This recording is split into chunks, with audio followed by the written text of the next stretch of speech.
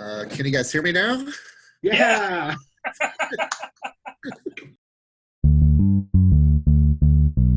Live from a Zoom meeting recorded weeks ago, it's Phoenix.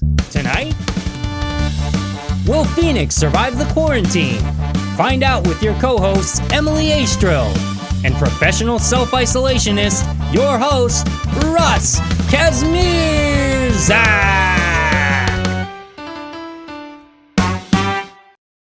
Hey everybody, welcome to Phoenix Tonight, the Valley's pre-recorded podcast about whether or not our art scene will survive COVID-19.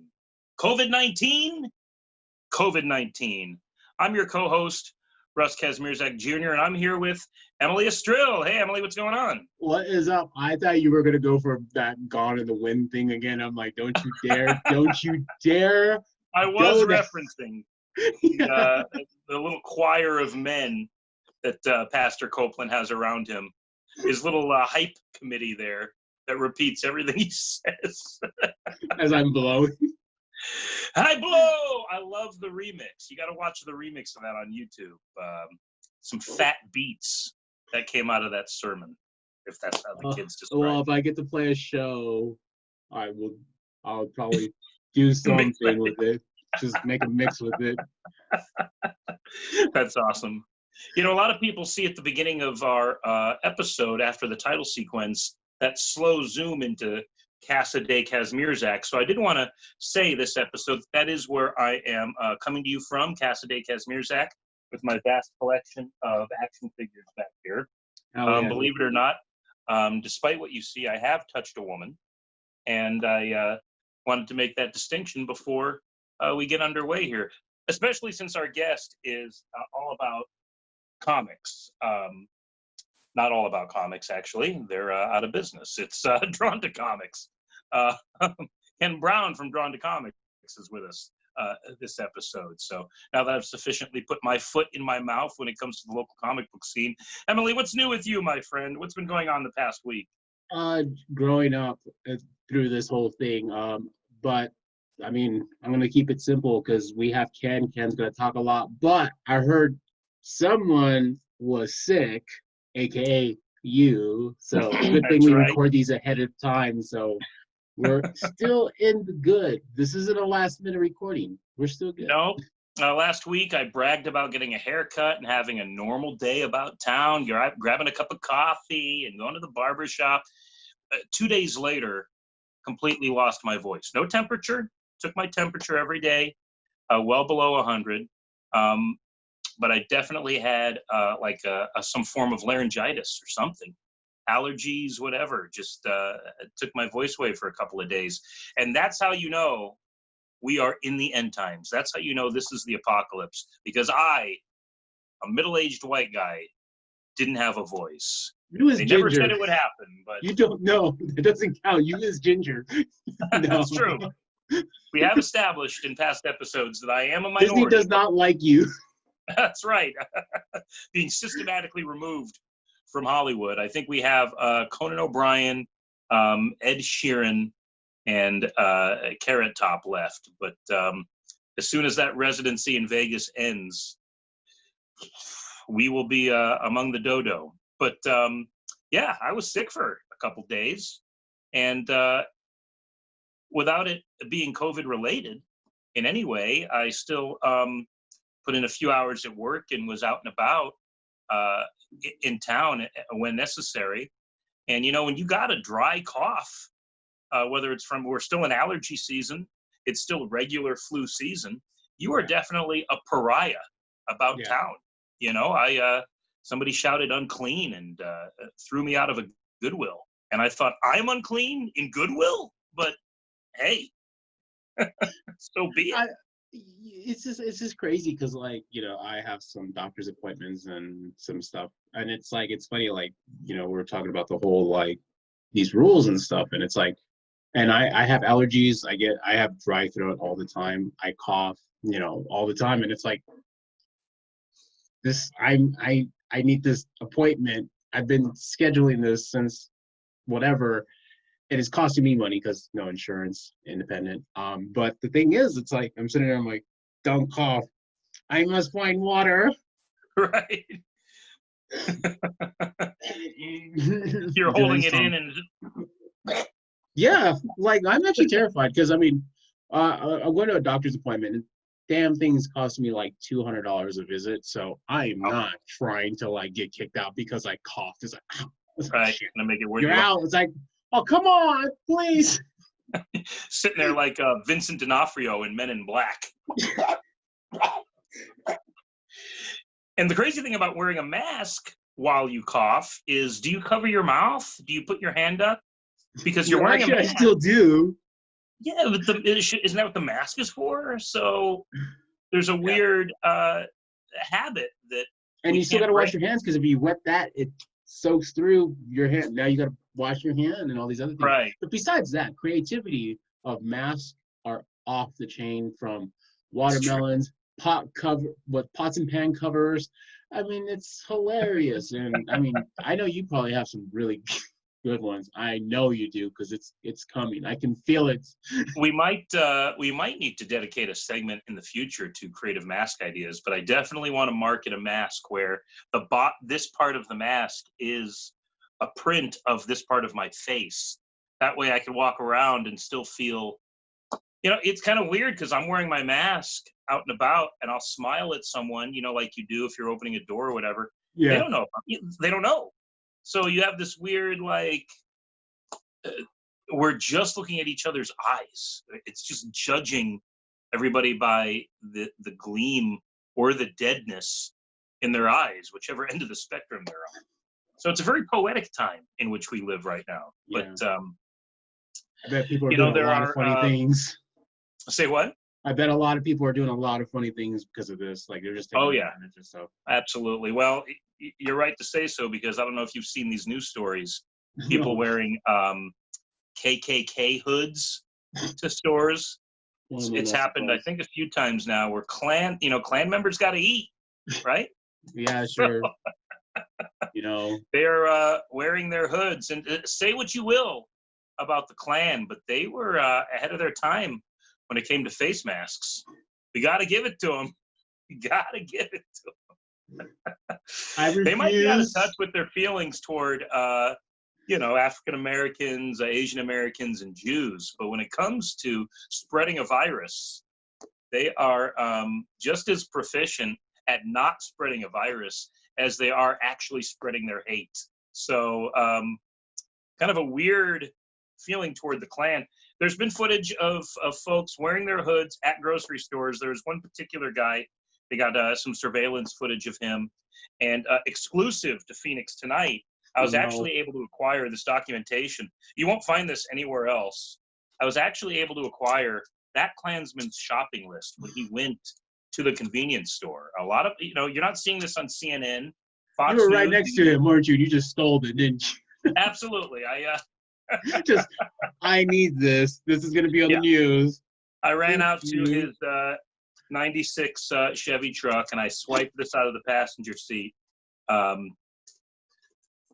Between the torch and the pitchfork, I was able to find this. So exclusive here is the shopping list of the Klans member that was photographed at the convenience store. Very simple: milk, eggs, flour, sugar, saltines, rice, and then it says next to rice, not Uncle Ben's. So even, I guess they believe that you are what you eat. Everything on the list is it's white. I'm happy Kovic is not a racist thing. It's just read to everyone. Anyone can catch this damn shit. Well, it's funny you say that, because I did write a kind of a street joke about the Klansman. What is a Klansman's least favorite beer? I don't know. A Klansman's least favorite beer. It's Corona, because it favors minorities. So feel free to tell that over the water cooler 6 feet away from your coworkers in the office at your essential jobs tomorrow. That's a gift to you from Phoenix Tonight. Terrible. YouTube might ban this episode now that I Yeah, think about it, actually. we pushed the limits on the last one. I felt like this Did one we is just really? like you kind of you know I have no idea. I don't know bag of anymore. dicks, you know. That wasn't me. No, I know, but you know you're still accountable for our guests. That's true. You know, That's we true. didn't Oh, give I them a like how list I'm of. accountable. You're a co-host right up until accountability for the content. Then it's I like, gotta hey, edit these. I lose sleep editing these things.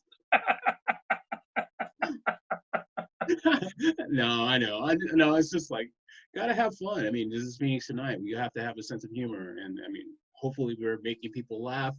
And I feel like this is pretty much real at this point.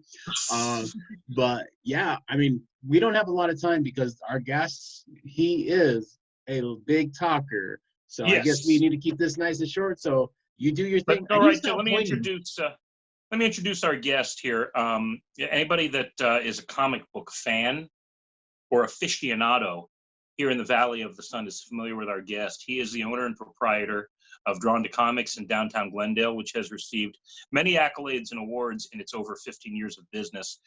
They were 5th on travelandleisure.com's best comic book stores to visit in the country.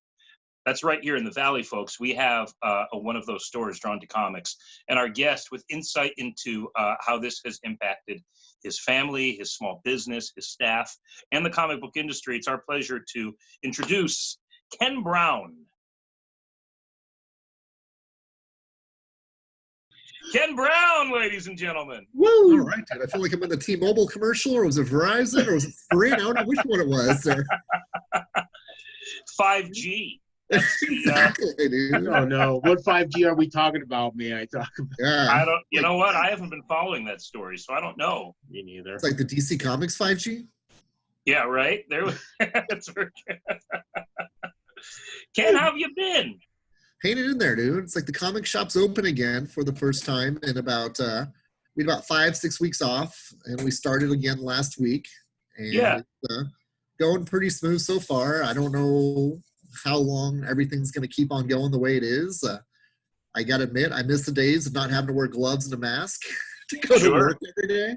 Yeah. But that's the reality we're in right now. It's Kind of ironic for a comic book store that you're getting tired of the mask and gloves. I know, dude. Give me a cape and I could call myself Batman. Right? So tell me what it was like when you decided to close the shop, or did you? Was it the kind of thing where you had closed prior to the April 1st stay-at-home order, or was that the day you decided to, or had to, close the doors? Yeah, that was like the final lockdown day where they said, hey, you can't be open for business anymore based off of, mandated orders by Governor Ducey. Yeah. And we still did delivery and curbside pickup for people. And that was something that said, hey, dudes, you can't walk in the store. We could just, take your payment, bring your stuff, and be on your way. It's kind of really almost like backdoor, do you know what I mean? Like sure. getting back into the kind of prohibition style. Speakeasy comic shops there. But it was weird, like doing deliveries for people that paid, called in orders. We were at the store taking orders. We actually had our store phone forwarded to our cell phone number for the store. And that way we could not have to be at the store, but then still help take care of customers any way we could.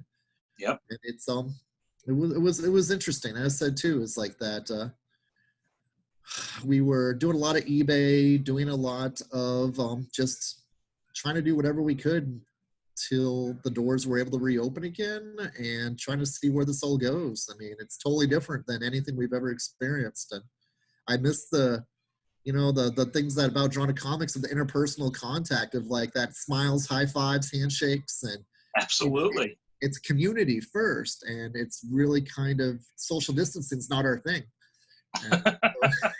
It's funny. It's a comic book shop. You would think people would want that. In reality, it's not like that. Oh no, Ken is a leader in not just to the comic book community, but I think in the concept of customer service when it comes to hospitality, knowing your customer's name, what they want, giving them just the right amount of space, or a great long conversation. You know, you could get either one at the store, and you fostered that culture with your staff. And I can only imagine what April was like when, Yes. I mean, when you went into the empty store to get people subscriptions and deliver, what was that feeling like, you know, to have the daylight streaming in through the windows and nobody there? Yeah, it's really surreal every time you go in to the store and you're just working on stuff without people. Do you know what I mean? It's like that. Hey, it's you don't get text messages, get phone calls, just the fact of like, hey, can you put this together for me? And I go, okay, I call them back. Here's the total. Can you, you know, it's so impersonal. It was just really kind of, customers have been super supportive, which is awesome. I got to admit, like through eBay purchases, through asking me to put together lists. I mean, I had a customer that is a nurse at a hospital. He asked me for an order to bring graphic novels to the hospital so he could get the other nurses, doctors reading comics to help us hopefully get back on our feet when this, you know, all went back to normal. That's and it's great. Still I guess the new normal, what we should call it, than what's normal right now. Yeah, it's like life has been rebooted. It's weird, dude. I said too, I'm not built for social distancing. This is very, very strange and very, very this is our new 52 right here. Yeah, exactly, dude. And it's just it's like 2020, the movie. Isn't it called The Year We Make Contact? Oh, I don't know. And like there wasn't a movie that was out like 2020, The Year We Make Contact. Something about aliens coming to Earth in the year 2020. This is the exact opposite. It's 2020, the year we don't make contact. Well, Right. no, I was gonna say, didn't they like release a bunch of UFO footage or something like on Yes. Fox? It was super. No one cared. They're like, we That's don't how care. crazy Yeah, this is. exactly. Yeah. Dude, the aliens are the ones that brought the virus to us, probably. Right? The government basically said, we think they are out there. And we were like, okay, great. When are you going to open Coco's again? Because I'd like to get a breakfast. What are you talking about? You mean Ross? You've seen Yeah. all the Ross memes out there? They're the best. What are you guys gonna do to save JCPenney's for us, dude? You know what? Yeah, right. Gray Well, alien. I need a pair of gray slacks for $17.99. Can you open Ross, please? What do you do about Dollar General and toilet paper? Aliens? Yeah, dude. So, Ken, I want to ask you some hard-hitting questions, man. I want to get into the nitty-gritty because you're our first guest that's a small business owner. Wow, thank you. And did you have to furlough any of your staff? Yeah, we did have to furlough some staff. I tried payroll protection program applications 4 different times, and it was just it just drives me nuts trying to get information. I was checking my emails daily, trying to find stuff. So we totally didn't get anything on the first wave. The second wave, they started giving you like, okay, cool, we have your applications, type in your bank zip code. And I typed in the zip code, and it's the Chase that I bank with. I tried calling them, and there was like, okay, all lines are busy. Try calling this number. You try calling that number, same thing too. It's like that. Unfortunately, all lines are not operable right now. You know, try again later. Wow. And so it's just kind of like over and over and over again. And it's pretty much there was no help for our business, unfortunately.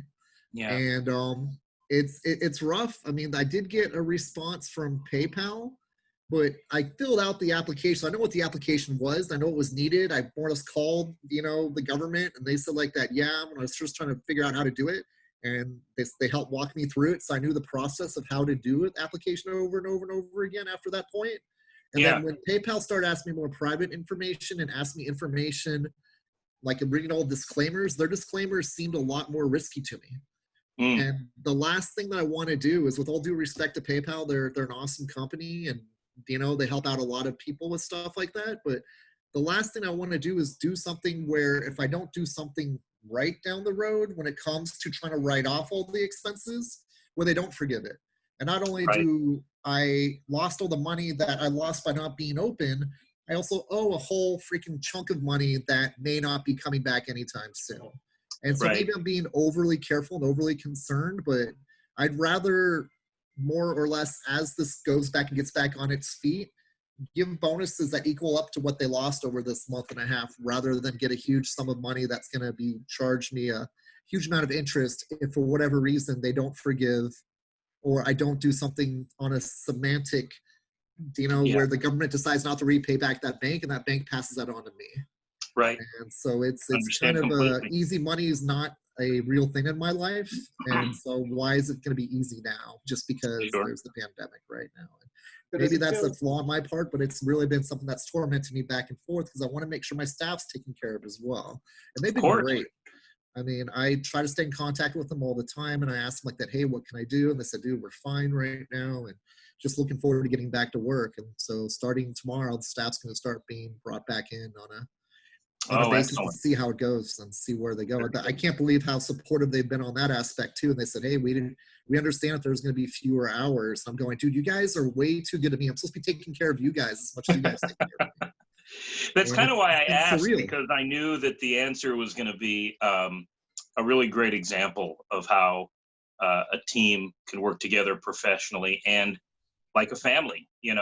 I kind of hate the whole, we're a family here at the workplace thing because I can't, fire my uncle or whatever, But Yes. but you guys especially have tight bonds, and you've built a great team with integrity and character, and they have it individually. You have it as a group. And I was just very curious to hear how all of that kind of shook out, because it's not over, of course. Ideally, Yeah. you'll slowly but surely bring everyone back. Yeah, that was probably the most tormenting part of this whole experience, is the fact of like, what are my duties as a business owner to make sure that my staff's taken care of. Right. And the fact of like just going like, they have their lives and they have their things they need to take care of too. And luckily we have a staff that's really understanding and in decent place right now too, to help us through that. And as I said too, that payroll protection program was something that was really something I was interested in looking into and getting that going. But the more I looked into it, the more it got scary of like, what am I putting myself into? Is this going to hurt Drawn to Comics? Or is this going to help Drawn to Comics? And Sure. it's, it was really frustrating to see the SBA.gov and everything taking a short time to roll out. When it did roll out, disappeared like that. And it is what it is. I mean, I understand I only have 6 employees, and there's companies that have 300 to 400 families that need to be fed. And Right. I was trying to justify it in those ways in my mind of like, we're a comic shop and I love comics, and there's 6 people's lives that we, families' lives that deal with us and work with us. But at the same time, I'm not going to feel like, where's mine? Because I didn't get something where a business that had 300 to 400 or 500 employees needed that to help stimulate the economy for them and help make sure they get their families fed. And it's Yeah. it's kind of almost like, I hate minimizing what we do as a comic shop owners, but I try to be real about the fact of how do I fit into the big picture of what's going on in society, not just where's my piece. Yeah, you're a big picture guy. You put things in perspective, and that kind of helps keep you grounded, and it also gives you momentum, I think, to look forward. You're not going to get too bogged down by the bitterness of a faulty or frustrating process, So Yes. that's Well, thank great. you, dude. It's, How many people were you delivering comics to over the last? Man, it's crazy. This is going to sound kind of absurd, but I did over 40 deliveries in that month period. I mean, 40? there was, 40 deliveries total. And it was kind of going crazy. I'm going, how in the world did this become something that, some weeks we had, I had like 12 deliveries in one week. Another week, I would only have 4. Then another week, I was going, why am I doing, like, how did I get 15 deliveries out this week? And it is like there was one day, me and Susan hit 6 different stops in one day.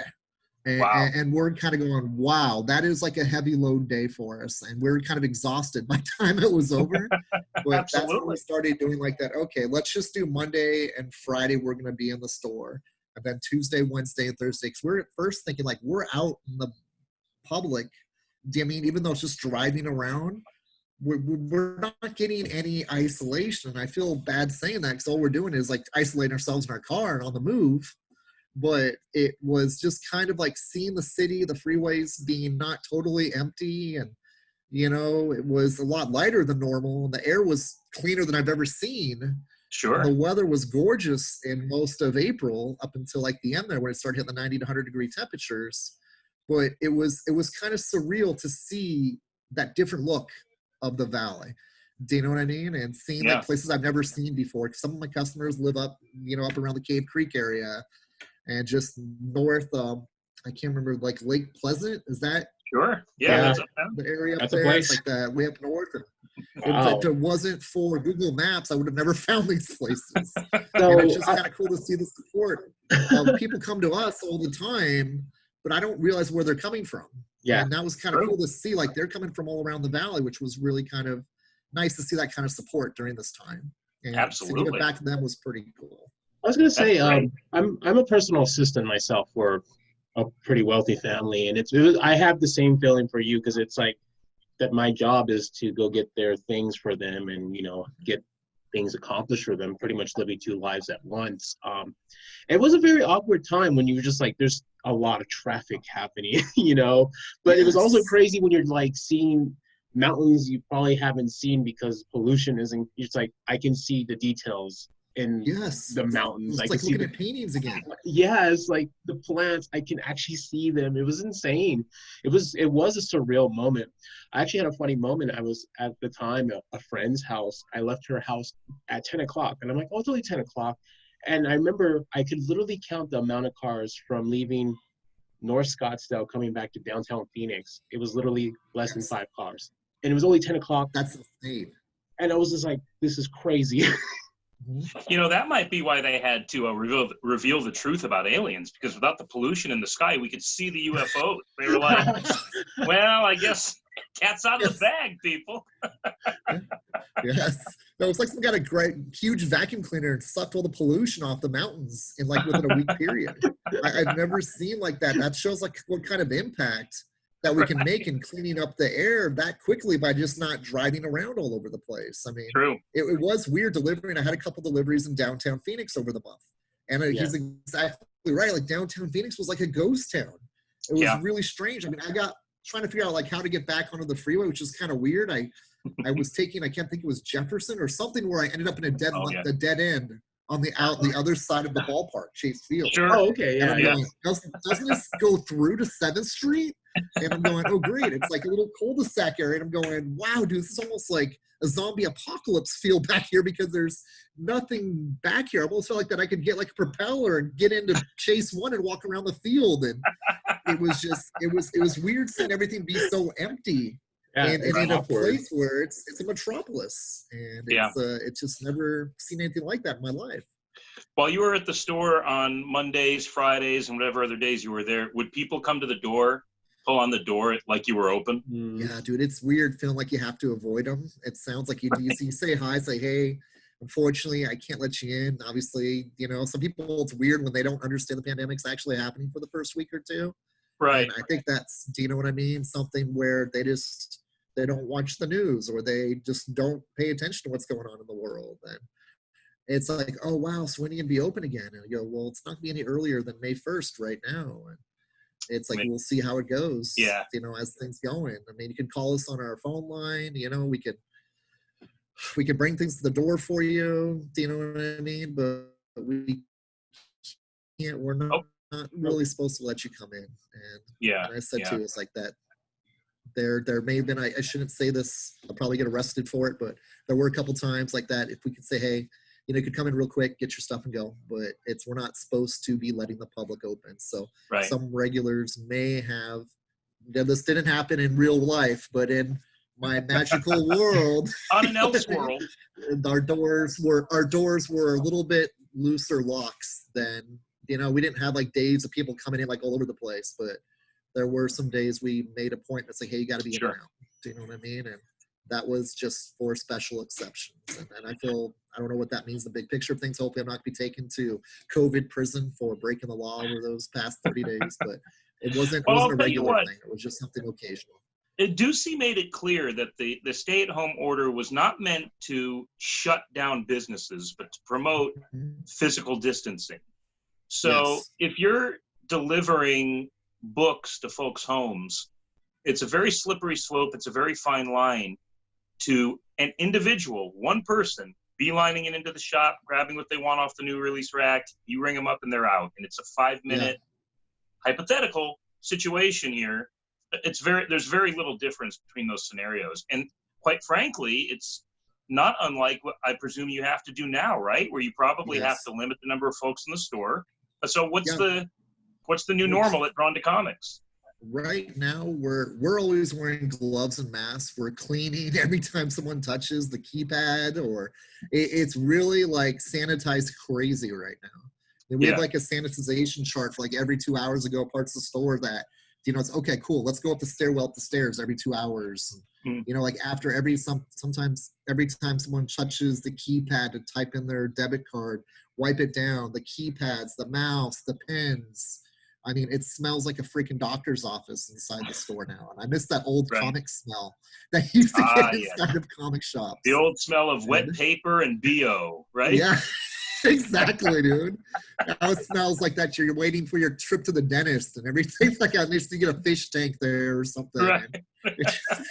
Put out some magazines, Sports Illustrated, but you can't touch them because you might get COVID on them, man. Right. I mean, There's a dude, Highlights magazine from 1974 for kids. yeah, That's about it. exactly.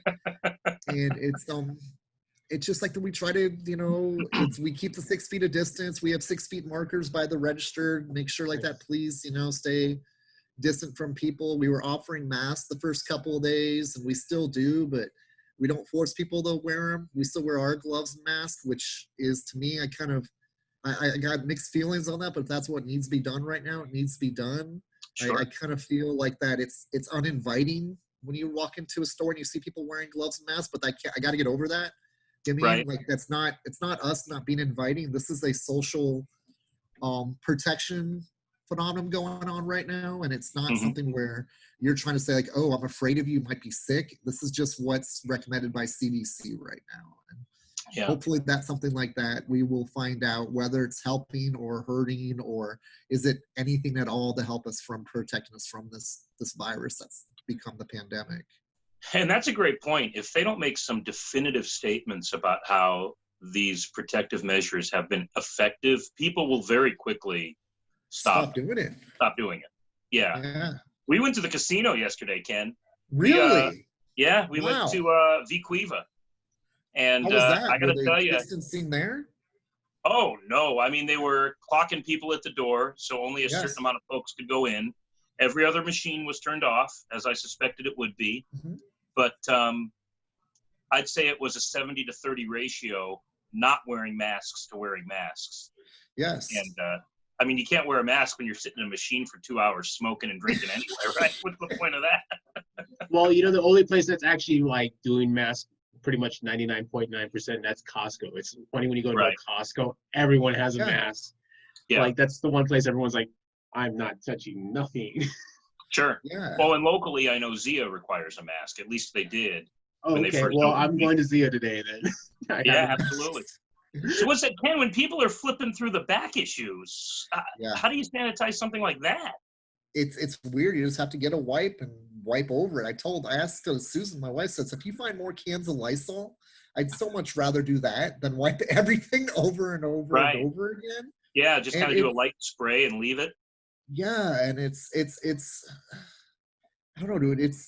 There's levels of eccentricism, I think, in part of this too as well. I mean, like when you see like Tempe and Scottsdale, they're opening the restaurants and the bars, and there's no social distancing going on there. It's no. really kind of with no regulations or no standards other than we watched a Zoom meeting through the city of Glendale, and it's literally scared the crap out of me, dude. They said, Oh, yeah.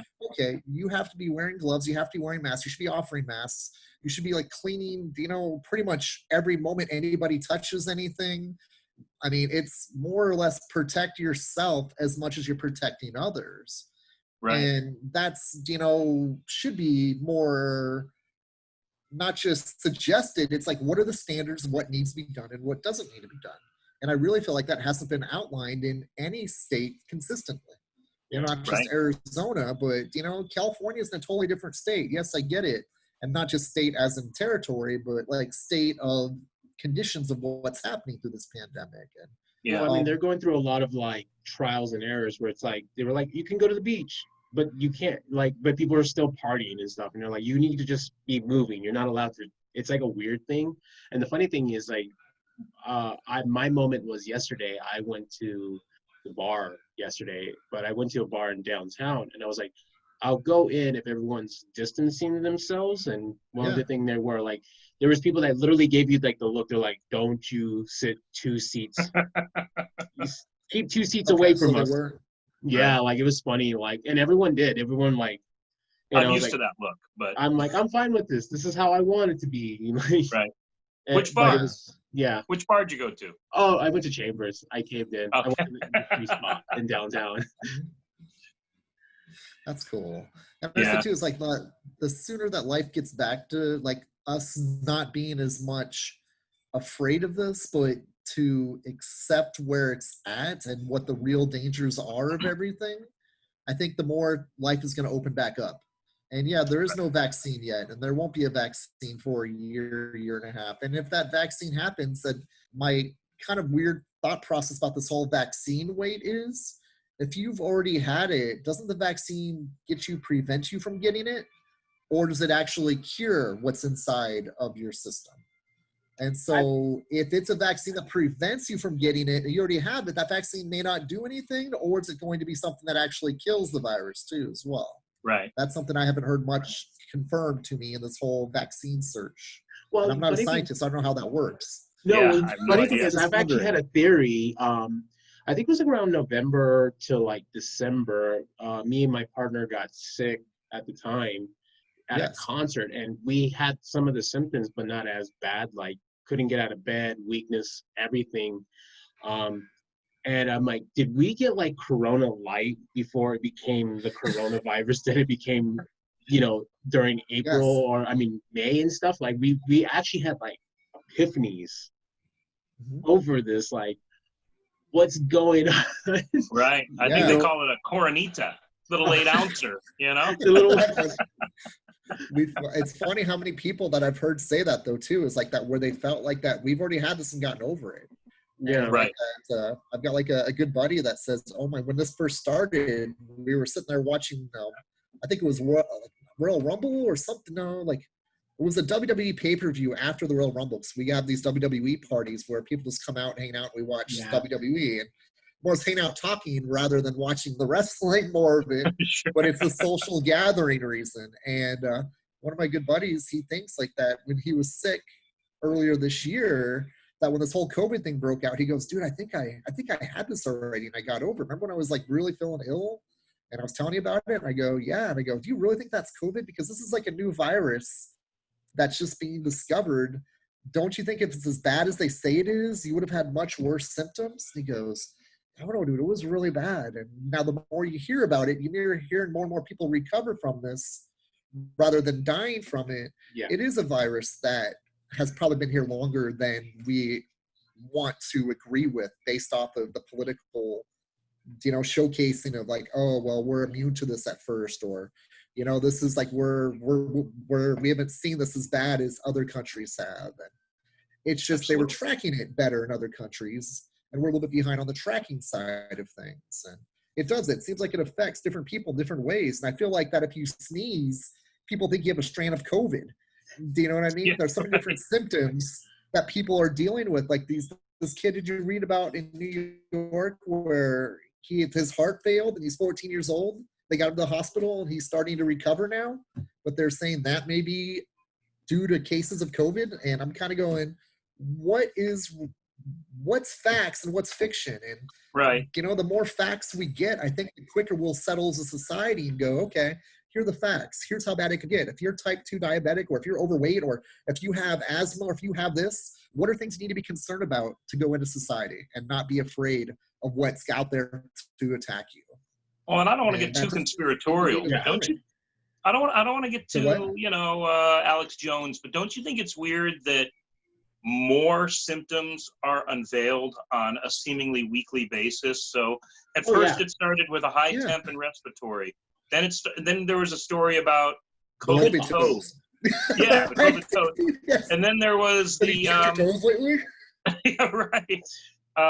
This disease affecting infants, toddlers, and children, where they're getting rashes, and and now you're talking about somebody with a heart condition. I mean, it just seems like COVID is a catch-all for really difficult health issues that require immediate, intense care but with the promise of recovery if you take care of yourself quickly, if you Yeah. kind of sequester yourself. And it's very frustrating to think, okay, if I feel these ways, I'll know I have it. But then, you could be asymptomatic, or maybe you have a temperature without a respiratory or breathing issue. Maybe you have a cough, but no high temperature.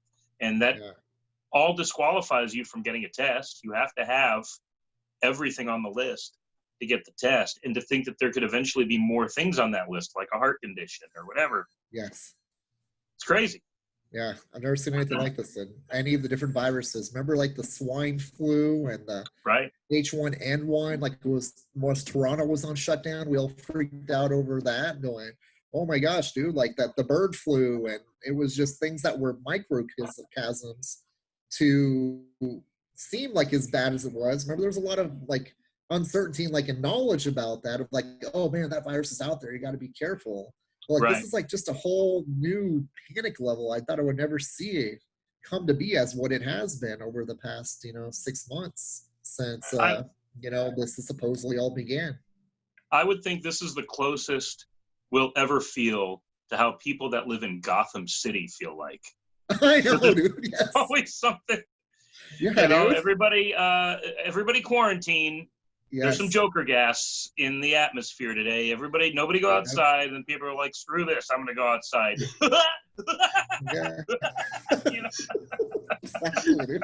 I At least wasn't we don't wearing a be mask. happy. Right?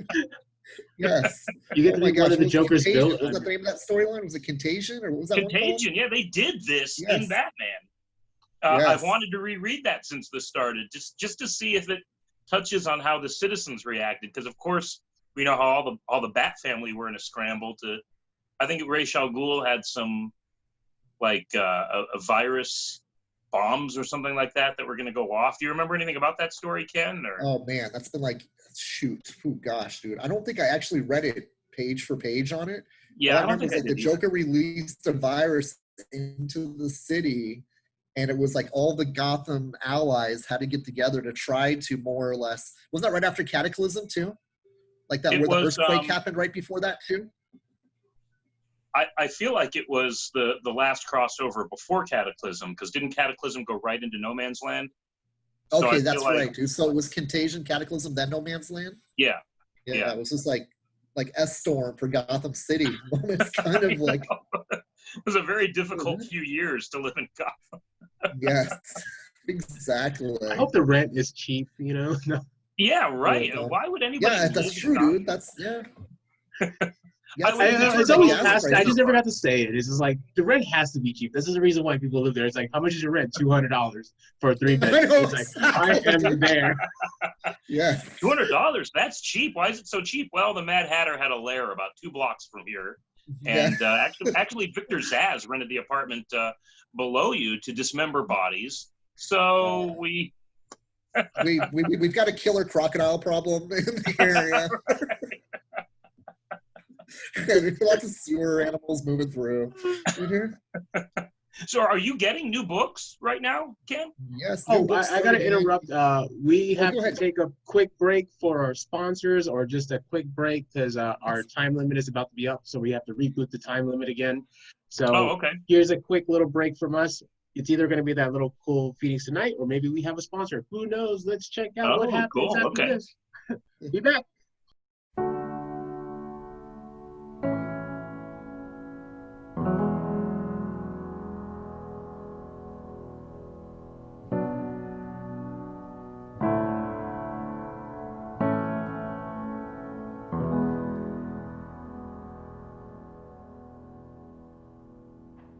And we're back talking to Ken Brown from Drawn to Comics in downtown Glendale. And Ken, I was just about to ask you if you're getting new comics into the store. I want to talk about kind of how you've recovered and are moving forward. So books are coming in every Wednesday, like the olden days. Yeah, it's like that Tuesday delivery still happening, and then Wednesday release. We're gonna stick with Wednesday release day. DC kind of made an announcement that they want to do Tuesday release days for a while, and I don't know if that's going to stay permanent. It sounds like DC is going to stay with that for a little bit, but hopefully customers will be understanding that Tuesdays a day we'll be working on all comics for them, and if we get it done, you can pick up your books on DC on Tuesday. But we want to make sure that we get everything done.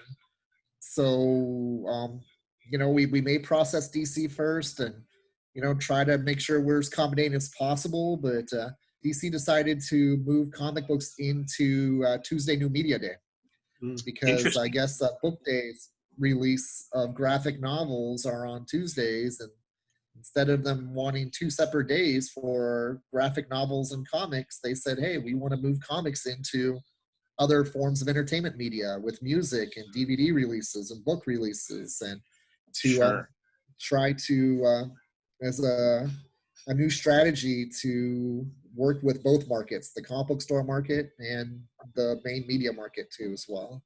So when you say that, you mean like a Barnes and Noble or yes. What's still open? What's a main media market? I know, like Target, Walmart.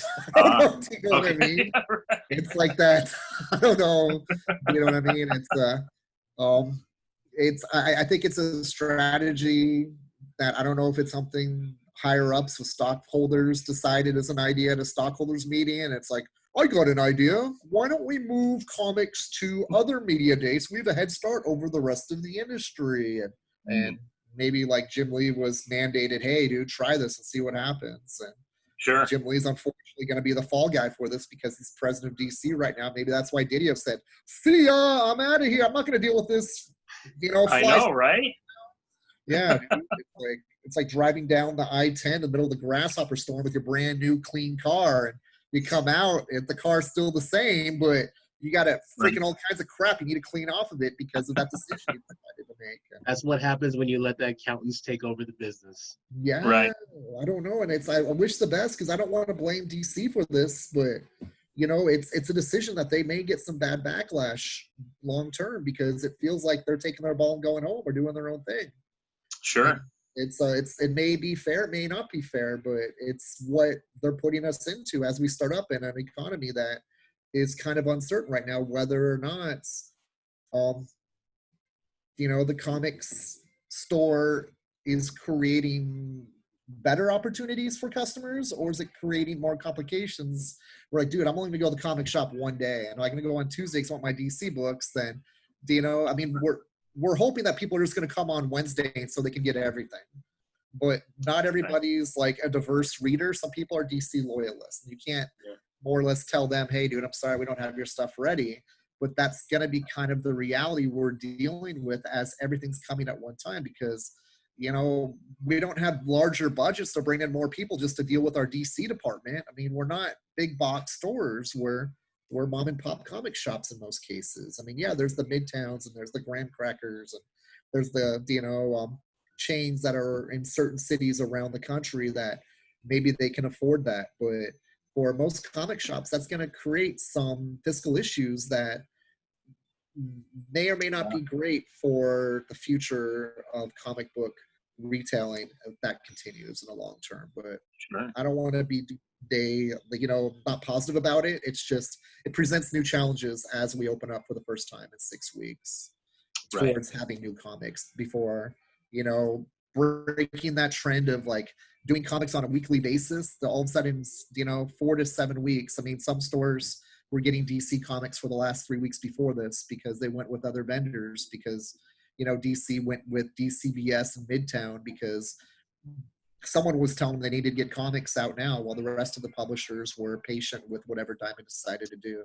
Sure. And so there's expense reports. I'm sure that I have no idea what's happening. But there's, polls supposedly DC did, and they said we wanted our comics. And I was kind of like, hey, I just want to see how this plays out because I don't want to open, close because of how the virus is acting.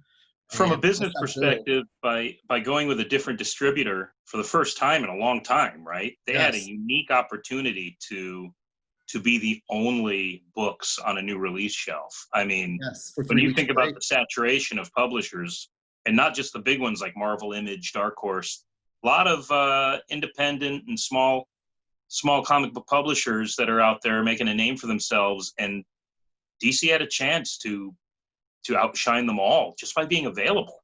whether the Yes. content was even quality. They just had something out there. Yes. So it's an interesting paradigm they established where, yeah, we want everyone to be safe, but at the same time, hey, kids, comics. Yep. So puts you in a tough spot, I'm sure, because it'd be nice to bring back a few staff and open the doors and make some money. But heaven forbid somebody points to you as the guy that, you don't want to be a patient zero No, for absolutely. a second wave. And the whole thing too is like what happens when you order this product, and DC is on an island right now. They did have the product 3 weeks ahead of time, but you're paying for those books to sell, but they don't sell out. Right. You have nothing else to supplement the books that don't sell. And so you're Right. putting money out in front in hope of 100% sellout because people haven't seen comics in 3 or 4 weeks. But if they don't, you don't have that money available altogether as one sum when everything comes out together. And I was kind of looking at things from that logistic too, as well as I want that support of other brands working together as a synergy. At Mhm. Comic-Con floor, it's like that. It's not just one comic book vendor handling the whole floor. There's multiple vendors, which gives people multiple opportunities to find multiple items. And if you just have that one vendor, he's not going to do quite as well as if there's other vendors there too, because if they don't have what he has, they're just going to, they're just going to keep walking around. But with multiple vendors, it's like that. Oh, I got this over here, so now I can get this over here. And Right. you build up what your want list is. And I think it's the same thing with publishers too, as well, as like that. If you're waiting for your Image book and you still do DC books, you're gonna be excited to see more than one thing. And it's I don't know, it's like I feel like I'm grabbing at straws on trying to justify not getting the DC books until coming up this week. But there was like a lot of different things that were going through my mind. Is like, what is going to be normal in the long term, not just because things are different in the short term. Right. And I was really trying to stick with what's worked so far, not just kind of go grab at straws to make sure that I'm getting my piece while I can. And Absolutely. it's as I said too, a lot of hard decisions have been having to be made in the past 6-7 weeks for the future Do of you our think that comic book writers and artists, creators are going to use this as a way to generate new content? In other words, do you think that we're going to see Batman Contagion 2.0 or some Marvel incarnation of this? Or do you think that they're going to be drawing from this reality to tell some superhero stories? Yeah, absolutely. It's kind of funny too, like that it's even kind of started. I don't know how J. Michael Straczynski, do you know what I mean, knew this was coming, but there was a new company called AWA that started up right before this all closed up. Oh gosh, what was the name of that comic? Do you remember? I'm with my daughter Kayla here. Resistance, wasn't it called Resistance? I don't remember exactly what you're talking about. Okay, I think it was called Resistance, but it was dealing with a pandemic that was spreading around the world super quick, and countries had to make decisions about what to do about this virus and the fact it doesn't have a cure. Like Undiscovered. Wow. Well, that's another one There's a too. different one? Like Undiscovered Country came out at the late last year, early this year. Oh yeah, it was late last year. Undiscovered Country hit, and that dealt with a pandemic that hit the world 30 years after the United States isolated themselves from the rest of the world, and we're just dealing with their own country. And then the pandemic got so bad that the U.S. reached out for the first time and said, "Hey, we're dealing with this too. We need to get our mind thoughts together," and allowed citizens from other nations into their country for the first time in 30 years. It's kind of become like a Lord of the Rings meets Mad Max type of storytelling. Wow. But Well, good sci-fi is always has always had a bit of foreshadowing in it, like Star Trek communicators. The scary thing about Undiscovered, yes. Well, the scary thing about Undiscovered Country is that Charles Soule and Scott Snyder wrote a letter to the readers about where they got the ideas from. And they said that a person came up to their table that really enjoyed their work and was asking if they wanted to take a look behind the curtain of the government to see things that are not being talked about publicly or cannot be exposed, but you guys will take you to see but you have to come up with your own fictional ideas. And it's Whoa. creepy to think about now is like that. Did they talk about the research on pandemic viruses? Do you know what I Right. mean? And that was Yeah. one of the things where they got their main ideas from is like that, oh, this is never going to happen because of how great our scientists are and how controlled everything is and how quickly. I mean, yeah, we've seen the swine flu, we've seen this H1N1 and COVID-15 or whatever the COVIDs were in the past that we defeated. But that would Sure. make a great story if they couldn't control this. Well, how would the world change and what would happen? And they're fictionalizing that. And ironically, I'm not saying this is something that they may have seen, but how easy it is to try to connect those two together now that we've seen what we've seen now in Wow. the past 6 months too. And I said too, that resistance book that Straczynski wrote, I mean, it was creepy about, you know, an Asian country that was dealing with this virus. They had to blow up part of their city off the map. And, you know, at the end of the story, the people that, as I died Uh-oh. of the virus myself, no, just kidding. They got to you. And then, like J. Michael Straczynski style, the story, the people that got this virus that recovered, they recovered with superpowers. Oh, And so a little bit Well- of like rising stars and supreme power type of thing that he's done in the past, but using the virus to have it bring a better evolution in society to the people that were able to fight it off. And, interesting. Wow. yeah, so pretty interesting little stories that were almost foreshadowing what we're dealing with right now, except I don't Yeah. see any flying people or people burning trees up or, you know what I mean, after getting this virus. Right. So what about Comic-Con, man? Hold on, Emily. I got to plug my phone in real quick. So Uh-oh. I think the best way to edit this is when he's talking about Rising Stars, we could have an image right there of the comic. Okay. That's You cool. know what I'm saying? So we don't Sure. have to take another break. Okay. We just do. You know what I'm saying? All right. Yeah. Grab my cord real Sorry about my COVID attack there. quick. Oh my goodness. I know I started talking so much. I apologize. I need to take That's more all right. rest. We Breathe, were man, actually breathe. on standby. I met you like once or twice when Russ would do the 24-hour challenge. It was so Nice. funny because I remember like you came in with a pizza and you're like, "Would anyone want a slice of pizza?" And I was like, "Sure, why not? I'm new here. I'm a nobody, but thank you. I will take this slice of pizza." Now these days, you know, who knows doing Yes, I that? know. Now it's like you can't offer anybody anything. Yeah. It's like, hey, you want a sip of my soda? No. It's like, put a mask on the soda or do something else. Keep it covered. You wipe off the straw with like some kind of disinfectant rag. Right? It's okay. Now I can try it. Remember the what were they, like the hay straws or whatever? They were like the cruelty free for turtles. They got really popular and they disappeared out of nowhere. They were Yeah. like recyclable straws, but they were like straws from like hay or something. Do they like melt in your water? The paper straw thing and the trip to California last year. Oh, was those the were best I've ever had. goodness, no, no, All thank that you. stuff is going to be out the window too. All that, bring your own bag to the grocery store, and Yes. all that environmentally friendly stuff they were promoting last year is going to go out the window. Window, yeah. They just Good want to point, give you too. disposable things and get you out of there. Yeah. Okay, so I guess go back to the Comic-Con question. Bring that up again. So, Yeah, but say it like it's a flow. Oh, okay, yeah. Continuity. We need continuity editing. So my question though is Comic-Con. I guess that's the big one. I mean, for myself, it's music festivals, but now time to hear about Comic-Con. How do you think that can operate? Is it going to work? Is it not? All of that stuff. What do you think?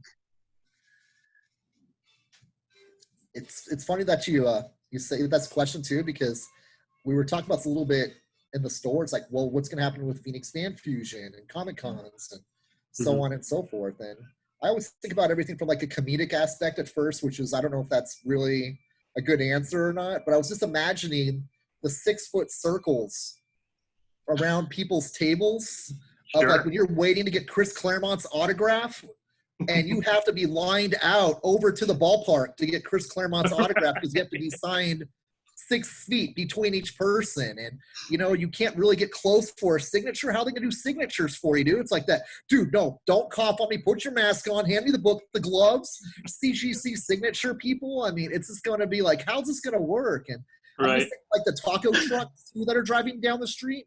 please stand 6 feet away, dude. It's like people tossing you tacos from the taco truck, or Oh my goodness. Okay, wanna- so I gotta say this right now. I'm gonna probably insert a picture right now. Just keep talking. It'll be just probably a quick overlay. But it's like Okay.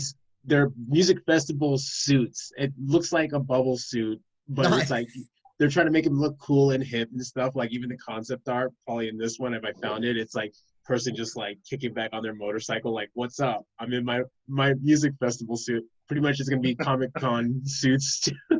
Yes, Oh my dude. God. I can see lanes going down the aisles, like where the tables are like 14 feet apart from each other.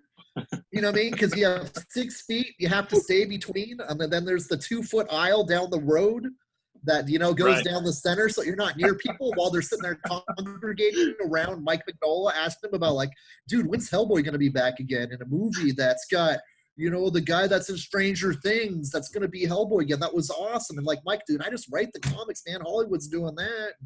I just see like comics is about community and grouping, and it's almost like coronavirus is like waiting with this like for these events to take place, because man, dude, this is like the silent villain that we've never seen before, and it grows around groups of people, and comic conventions are all about groups of people. So I really don't know how logically this will work and not get bad PR from everybody getting the con crud with Corona on top of it is like a cherry on a sundae. Right. I So mean, it's just from not real, meant for coronavirus. yeah. The what? I was gonna say, realistically, when it comes to, I'm thinking about Artist Alley. Mhm. Those tables are 6 feet already. You put a foot between each table, and if I'm sitting in the middle of my table and the person on either side of me is also sitting in the middle of their tables, there is 6 feet between the exhibitors at that point. Yes. It's just a matter of logistically figuring out how people can approach your table without, as an artist and a vendor, I kind of thrive on the crowd gathering to see Yes. what my It's stuff's all about. Yes. So without that element, how will I be able to muster business? Quite frankly, if it's not as interactive an experience as it's always been, the value of the con becomes something totally different to me. And I have to evaluate as an artist whether or not it's worthwhile going as an exhibitor, or would I just go and enjoy as an attendee at that point? It's some serious questions result. Yes. I guess you could do the old school telephone with the can and the string. I just have 2 cans and toss someone 6 feet of string. Grab it, catch it. I can talk to you from there. I'm thinking about like we can cosplaying as- evolve in communication to make sure that we Sure. stay close far enough apart to keep everybody safe. Of I'm course, thinking the about, COVID could crawl down the string, right? I'm going to cosplay as Mr. Fantastic with my arms stretched 6 feet in front of me, so everybody knows. Exactly, dude. How many Stay bubble back. boys are there gonna be? No. Yeah, Yeah, right, dude. Or like the old exactly. clotheslines where you pull the clotheslines to get the signature back to the person. Put your comic on Okay, the I'm gonna put clothesline, my, I'll reel it in. I'm going to put my CGC graded Incredible Hulk, a 181 right here on the line, okay? And now I'm just going to feed it to you. Exactly, dude. Wow. It What makes about, some good comedy. Yeah, no kidding. As if there weren't enough things to laugh at Comic-Con already. Now it's Yes. going to be a whole other. I know, dude. What about in-store events, Ken? Artists or card-playing games and stuff like that Yeah, you there's- usually host? Drawing Yeah. workshops? What are you thinking about that kind of stuff? I mean, I would love to do it. And I said too, is like that if we can do the 6 feet distance, that's it too. I want definitions from what is going to keep me from harming rather than helping. Do you know what I Right. mean? And that's Yep. unfortunately so undefined even to this day, even though that the society's opening back up, which is a good positive thing. But what's going to be frowned upon during this whole process? And I said too, like I would love to do, like we talked about doing that event for 24-hour comic day. Like I think that would be awesome again.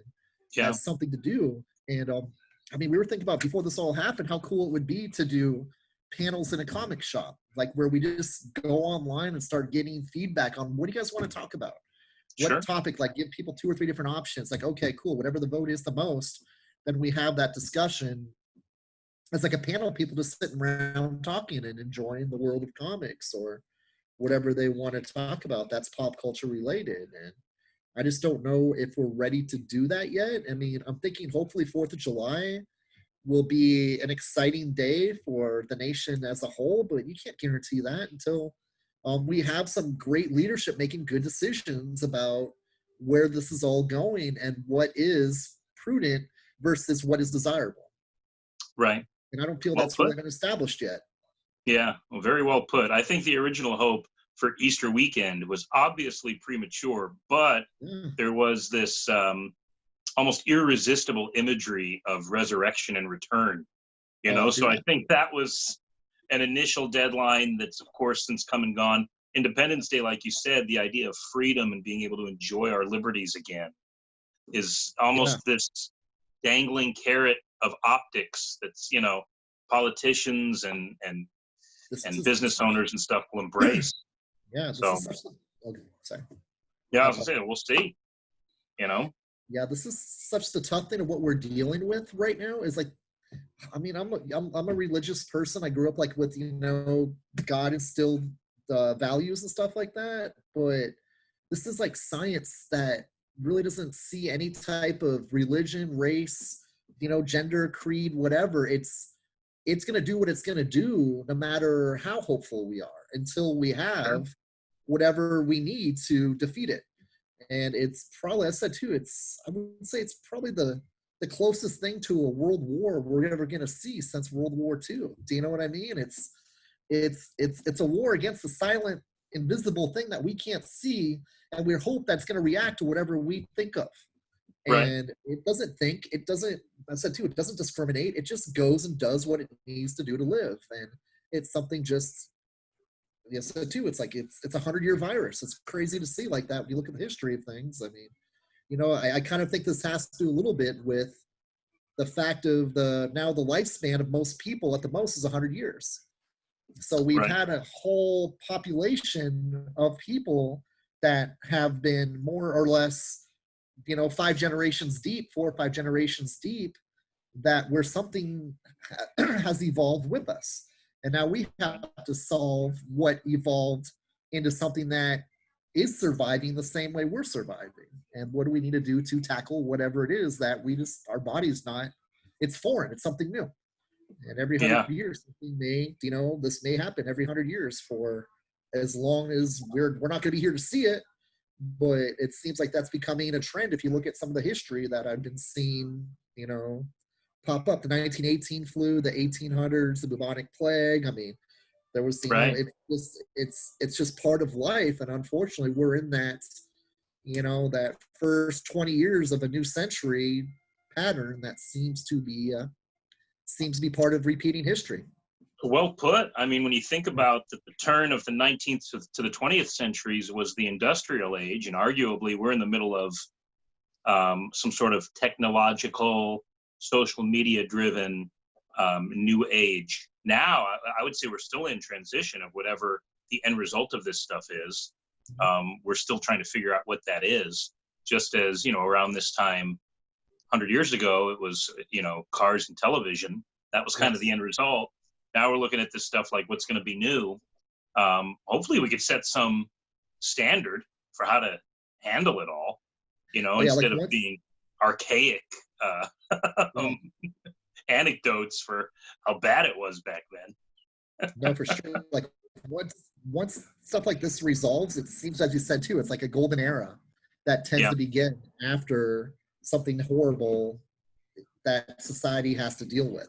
Right. And I hope that happens again this time around too, because the one thing I love about this, in a weird way of saying it, as dark as it sounds, it's not just one country dealing with this where the rest of them saying, oh man, too bad, sucks to be you. Right. It's a whole world that is dealing with this right now. Absolutely. And the world is like so connected more now than it was 100 years from now. It's like, dude, it's like you could have been dead for 3 days. Newspaper finally finds you and reports about it. 100 You know years what I ago, mean? sure. Now it's like that 10 seconds after you're dead, it's all over CNN headline news. Right. Do you know what I mean? And it's just the world can now work together at this if they're willing to, and create a new bond of like healthy society. It's like, hey, how are we going to deal with this? Remember what happened with the COVID-19 virus? I mean, we know these other viruses that we defeated quicker. This one took time. How did we do it? Yeah. Make lots of notes, make historical documentation, and learn from these experiences that like, wow, okay, this is what we notice is the first sign of something like COVID happening again. And don't let us go through this whole repeat process because we're stubborn. It's like, oh, well, that's just that country. Or, oh, well, let's blame this country because they got it out of their country and it's their fault. It doesn't matter whose fault it is. It's the fact of like, we're dealing with this and how do we end it? And then once we do end it, how did we become a stronger society for doing so? And I don't mean to be on my soapbox about it, but that's what I was when this whole thing started. And it seems like it's unfortunately taking a longer time to get to that point than is needed as a world right now. Well, you're kind of preaching a message of hope that this is a global pandemic. We're all in this together. I mean, those are kind of hokey and hacky to say sometimes, but right now it's quite literal. And if we could all try to find a solution together, and I don't mean just a cure for COVID, but I mean a way to navigate this new normal. From a small business level to a big corporation level, you know, from a citizen to a politician, how do we deal with this stuff anew? And we'll ultimately, like you said, have a new golden age or a much better culture and society for it.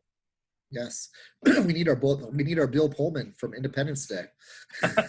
It's like instead of being aliens, it's a virus this time. It's like the United World of the universe, not the, you know. Like I only wish Will Smith could punch COVID-19 in the face and say, "Welcome to Earth." You know? Oh my goodness. Yes. Hey, listen, I think that message is a great way to end this interview, Ken. Thank you. You know how I feel about you. You know how I feel about Drawn to Comics, your family, your staff. They mean so much to me. And it was very important for me to talk to you on this new iteration of Phoenix Tonight, thanks to Emily's idea of talking to artists and business owners about how they're going to handle this stuff. I just knew that you would kind of be a font of insight, you know, to what you're doing personally and how people can kind of follow that whether they're doing so again professionally or in their private lives. So, hey, thanks for talking to us, and I miss the coffees. Hope we can do it again soon. Dude, I'm looking forward to it. I really appreciate you and everything you do in the community. I tell people all the time, if you look for talent that really cares about Arizona and wants to share the message of how special the city is, there's no one better than Russ when it comes to the amount of different things that he does out in this community to celebrate what we are as Phoenicians out here. Well, thanks a lot, Ken. And somebody do those dishes, huh? I know exactly. I'm sorry, dude. My You kitchen's called in, it and it those. just gets some proper light. I've been doing these type of things up from my up in our loft area where I have a bunch of comics around, and it's just the past month I just have stacks of comics. Did this go good on eBay, or should this go back to the store? And you know, it's like I was kind of like hoarding for the apocalypse. I was going, this isn't going to sell with the store closed, so I got to bring it home and try to put it on eBay, thinking like that 24 hours was going to turn into 72 hours, and I would never sleep or something. You know what I mean? The days are still 24 hours. You still need 6 to 8 hours, 10 hours sometimes of sleep. And Sure. there's only still so much you can get done in a day, even though it's whether at the store or at home. Or kind of ironic that you were hoarding issues of the Age of Apocalypse. I know. Or the Age of Apocalypse. Absolutely. You just take these over here. Yeah. Let's see here right now. This is Apocalypse will be coming soon. That's a whole other thing too, is like people not getting new comics to speculate on over the past 5 to 6 weeks. I've seen some crazy stuff happen on the internet of people just making things valuable because it seems like it's a good idea. Have you seen? I know everything's worth what PlayStation you pay, 4s. I was trying to buy a PlayStation 4. Even a used one is like double its price, and it's like, does it work? That's insane. Wow. Yeah, I didn't know that. I mean, it just doesn't. I guess I don't know. It's just like what are some of the things worth what people are willing to pay? But like the most absurd one I saw was those Marvel preview magazines. Sure. Like where the pullouts of the Diamond previews, Yeah. but they're just all Marvel comic. Okay. The Miles Morales Spider-Man appeared on the cover of number 95. And one of my customers comes in this week. He goes, "Do you have Marvel previews number 95? I mean, you mean like the free ones I hand you guys?" And he goes, "Yeah." And I goes like that. "No, I don't." It's like, what happened in that? 'Cause he's a guy that speculates and more or less collects for investment. And he goes, "Well, it's the first appearance of Miles Morales Spider-Man." I go, "It's a previews magazine. How is that a first appearance? Dude, that's an advertisement. That's like me saying like that, oh, you know what? I got the first Motor Trend featuring the 64.5 Mustang. That's not the car. That's a magazine talking about the car coming out, just like this is Right. a magazine talking about the comic coming out. But since they're both in paper format, someone paid $2,100 for a CGC 9.8. $2,100. What? And other For a ones now are freebie? I going gotta for like, dig through my back issue bins here. I and know, see if dude. I See if got- you find that free previews, dude. It's insane. Oh my People god. are paying like $100 plus now for that previews magazine. I go, okay, I get it. You know, it's what people are willing to pay, but I kind of don't know. Is that a good message to send to people that are collecting comics that this free preview magazine is now worth $100 or more because Miles Morales Spider-Man's on the front of it before the comic book story actually came out? And so I'm thinking, like, does there need to be a new category of comic book collecting where there's first appearances and then there's first Right. solicitation appearances of comic solicitation, characters? Because there's not a story. It's just a little blurb telling you how much it is. And there's a new Spider-Man. You don't know who it is yet in that issue because they want you to buy the book when it comes out. Not Wow. sit there and make, you know, it was very surreal to see like the market is going where it wants to go, Yeah. regardless of what makes collectible sense for the long term. And maybe I'm a dinosaur and I'm not opening my mind towards the fact of people spending $100 to $2,100 on an advertisement magazine. That And is that's the first appearance of Miles Morales Spider-Man, but that's for, I guess, not me to decide. That's for the market to decide. And I just don't want to see that bubble happen that happened in the 90s happen again, because people are going to start looking at this and go, I spent $800 on that book and now nobody wants it. Why? And I go, because it was an advertisement. It wasn't the comic book. You know what I mean? And you're comic giving them book away for tourists. free. So what's interesting Yeah. about that too is if it really is the first appearance of a character, you can't even benefit from a cover price or Yeah. from an influx of customers trying to scramble for that issue because you're giving them away for free. Yeah. So you as a shop owner get no benefit No, and from that at all. I'm just more concerned about the fact of like comic book collectors that understand comic collecting versus people that look at it as a pure profit opportunity. And it seems Right. like Corona's doing that. Because Yeah. if some of these things don't hold value, what's that going to do to the people that spent that money on it and it doesn't increase in value or it becomes a flash in the pan? They're not going to see comics as a viable investment and they're going to be gone. And Yeah. that will sometimes create those market, swoons that Mm-hmm. people say, oh, comics are not a good hobby or comics are, not a good investment. I go, that's not true. You just need to be more or less informed on what your hobby you're collecting in for investment, not Right. force value, but understand how the value comes to the book, not attach artificial value because, oh, I see an opportunity here. Look, that's Miles Morales, Spider-Man on the cover of a Marvel Previews magazine. That's his first appearance. I'm going to try getting one CGC 9.8 put up for $2,500. Someone offers me $2,100. I'm going to take it because that pushed up the value of all the other stack of 50 I still have sitting. Right. And it's almost like what the sports card market was with the 90s and the comics market was. It's like that. I got a Dan Marino rookie, but I have 50 of them. They put out one at a time to keep on escalating the value until there's no value left at it at all because Dan Marino Right. retires and you don't see him anymore. And it's just Comic book it's fans just are the something only that's, fans. We're the only fanatics that do this kind of thing. It's not like film buffs tout that they've seen the latest Quentin Tarantino trailer. Like that was the whole movie. You know what I Yes. mean? yeah. Did you guys see that new Tarantino teaser drop? It was an amazing, it's an amazing piece of cinematography. That 30-second teaser. You know, they're patient enough to wait for the whole movie. Yeah, dude. Do I need to get Entertainment Magazine's first appearance of Tony Stark as Iron Man, you know, or Robert Downey Jr., and say, hey, dude, Right. this is the first ever entertainment magazine or first ever magazine showing Robert Downey Jr. as Tony Stark. I mean, like, Sure. that's kind of that same type of philosophy. It's like, no, it's not the first appearance of Iron Man. That's not the first appearance of Robert Downey Jr. What that is, first appearance of Robert Downey Jr. as Tony Stark. So Right. if I'm predicting the future, we'll see that on eBay in about 3 years as Well, first hey, Robert Downey Jr. Tony Stark magazine. You know just to what I bring mean? this full circle, then I'm going to scour every doctor's office, every barber shop, every waiting room for their Yes. 2008 Entertainment Weeklies. And I'm going to start swiping those, throwing them And up on remember eBay. remember to bring your antibacterial wipes to wipe them down before you take them. Right? Hey, Ken, thanks a lot for being on this episode of Phoenix Tonight. We really No problem. appreciate it. I And appreciate everybody can go to drawntocomics.com for information about the shop. Follow you online on Facebook and Instagram and all that good stuff too. And everybody, thanks for watching. We'll I catch you greatly next time. appreciate you guys. Thank you, Wes. Thank you, everyone.